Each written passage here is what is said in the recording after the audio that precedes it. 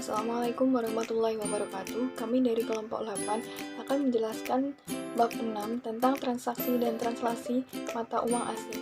Untuk anggotanya, yang pertama saya sendiri, Sofia, NIM 29, yang kedua ada Selma Fauzia, NIM 43, yang ketiga ada Safari Dwiwardati, NIM 47, dan yang terakhir ada Prima Natasha Wirakusuma, NIM 40. Untuk yang pertama yaitu translasi mata uang asing. Translasi mata uang asing adalah proses penjabaran informasi keuangan dari satu mata uang ke mata uang lain. Untuk selanjutnya yaitu ada alat translasi mata uang asing. Yang pertama, nilai relatif mata uang asing hampir tidak pernah stabil. Tingkat variabilitas nilai tukar dikombinasikan dengan perbedaan antara metode translasi mata uang asing dan penanganan terhadap translasi mata uang, keuntungan dan kerugian, sehingga menyulitkan untuk membandingkan satu perusahaan ke perusahaan lainnya. Untuk yang kedua yaitu transaksi mata uang asing. Contoh seperti impor ke Cina harus ditranslasikan mata uangnya karena laporan keuangan tidak dapat mempersiapkan lebih dari satu mata uang. Untuk yang ketiga yaitu memperhitungkan efeknya terhadap translasi mata uang. Ini menyebabkan perubahan pada laporan padanannya mata uang induk perusahaan. Dan yang keempat yaitu berkomunikasi dengan peminat saham asing untuk menyampaikan informasi pembukuan kepada investor asing. Latar belakang dan terminologi. Untuk yang pertama, translasi tidak sama dengan konversi. Translasi mata uang secara fisik sehingga tidak ada transaksi yang dihitung secara konversi. Untuk yang kedua, translasi hanyalah perubahan satuan unit moneter. Untuk yang ketiga, tidak ada pertukaran fisik yang terjadi. Dan yang terakhir, tidak ada transaksi terkait yang terjadi. Selanjutnya yaitu transaksi mata uang. Yang pertama ada kurs pasar spot. Kurs pasar spot dipengaruhi berbagai faktor, termasuk juga perbedaan tingkat inflasi antara negara, perbedaan pada saham nasional, dan ekspektasi mengarah tingkat mata uang selanjutnya. Kurs ini bersifat langsung dan tidak langsung. Untuk yang kedua yaitu kurs pasar forward. Kurs pasar forward adalah persetujuan untuk mentranslasikan sejumlah mata uang yang telah ditetapkan untuk masa depan yang akan datang. Transaksi pada pasar forward mendapatkan potongan atau premi dari pasar spot atau sebagai tingkat pasar forward. Dan yang terakhir yaitu transaksi kurs swap. Transaksi kurs swap melibatkan pembelian spot dan penjualan forward yang simultan atau penjualan forward yang simultan atau penjualan spot dan pembelian forward mata uang. Di sini saya akan menjelaskan tentang transaksi mata uang asing. Transaksi mata uang asing yaitu sebuah kesepakatan seperti jual beli yang perjanjiannya dinyatakan dalam sebuah mata uang daripada keseluruhan mata uang fungsional. Terdapat perspektif transaksi tunggal dan ganda. Pada perspektif transaksi tunggal, penyesuaian nilai tukar, termasuk yang stabil ataupun tidak stabil, dimasukkan sebagai penyesuaian terhadap pembukuan pada transaksi awal. Hal ini dikarenakan transaksi dan perjanjiannya merupakan kejadian tunggal.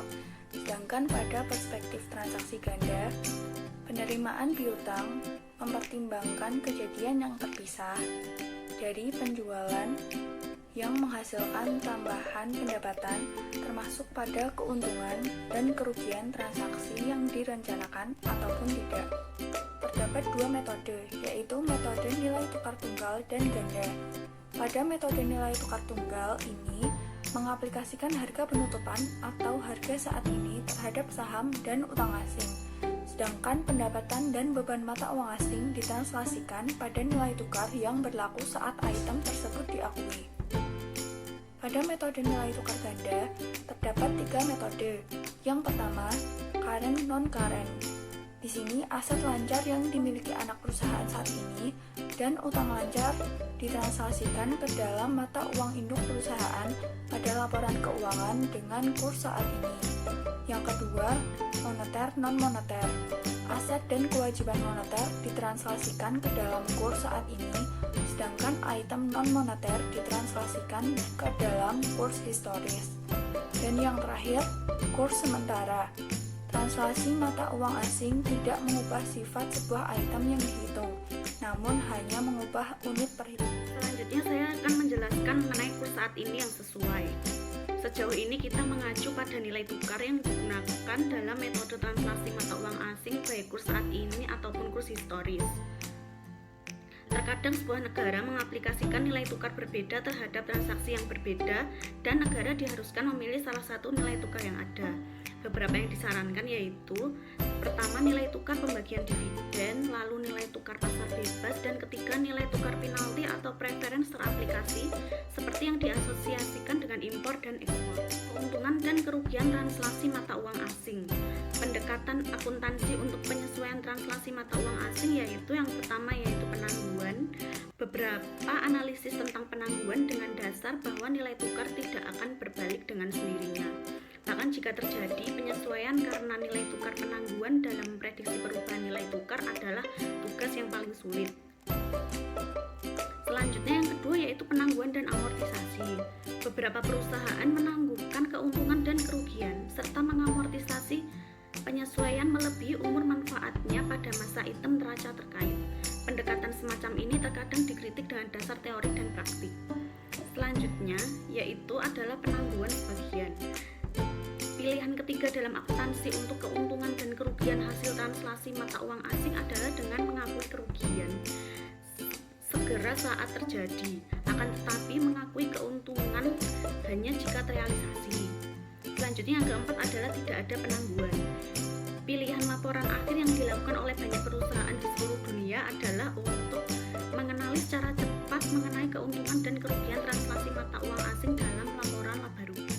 Selanjutnya saya akan menjelaskan tentang pengembangan akuntansi translasi mata uang asing pada era pra sampai 1965.